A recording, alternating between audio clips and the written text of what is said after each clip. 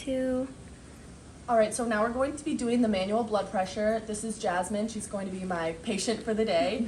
And most places, in most hospital settings, you can do blood pressure electronically on a screen, but in case of a power outage, it's nice to know how to do it manually for your patient. So I'm gonna be placing the cuff on her arm, and you wanna make sure these two arrows right here are lined up with her brachial pulse. So the brachial pulse is on the inside of the elbow crease, so you kind of feel for their bicep muscle right in the middle, and then you'll go over and there'll be like a slight groove that you can put your fingers on, and you kind of have to apply a little bit of firm pressure, but it shouldn't hurt your patient at all. And then you're going to be feeling for that pulse. So the first thing I'll do is put on the cuff. Again, you want it a little high up, and you want those arrows again pointing right to your brachial pulse. All right, so we're going to be doing a 2-step blood pressure in this one, which is just how I've learned it this semester. And all that means basically for the first step is that I'm going to be placing my fingers on her brachial pulse, and then I'm going to be pumping up the cuff and inflating this with air until I don't feel her pulse anymore. And then that's how you know for the second part, you pump it up 30 millimeters of mercury past where you stop feeling the pulse. So we'll do that for the first part, which the stethoscope is not required for. I'm just going to put the gauge right here. Yeah, if you want to just hold that. For this first part, so we'll find the pulse.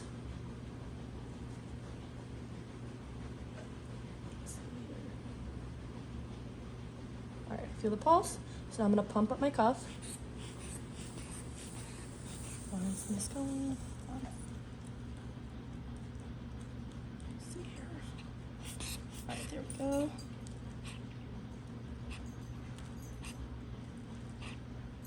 All right. So I'll let it all out, which you can hear. I stopped feeling her pulse a little after 120, so I'm gonna pump it up next time for the second step at 150. And then you're usually supposed to wait about 30 seconds in between taking blood pressure readings, just so everything can get to a set level. So for the second step then, I'm gonna put on my stethoscope. And then it's important that your patient also does not have their legs crossed and that they're sitting upright, because that can mess with the blood pressure readings, and it's important that they don't speak at all, as that could mess with the muffling of the stethoscope, and you could hear added noises that you will not be wanting to hear. So I'm gonna put these on. I'm gonna place the diaphragm of my stethoscope that we went over right back on her brachial pulse. And then with the gauge, if you just wanna hold it like this, so people can kind of see a little bit, I'm going to be wanting to hear for her systolic and diastolic pressure. So the systolic will be the first heart sound I hear, which is called the Kharkov sound. And then your diastolic blood pressure is the bottom number, which will be the last heart sound I hear before it goes silent. So I'm going to pump up the cuff now and inflate it to about 150.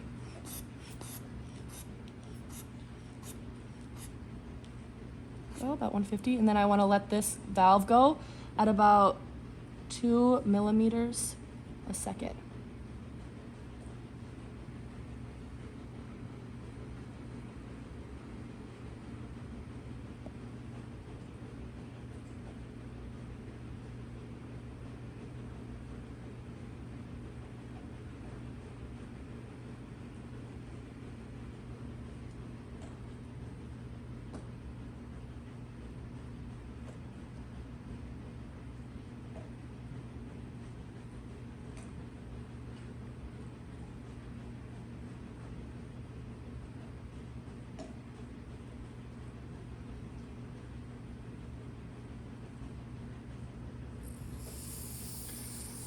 Perfect, just like that. And her blood pressure read about 120/80, which is a perfect normal level, and that's how you take blood pressure manually.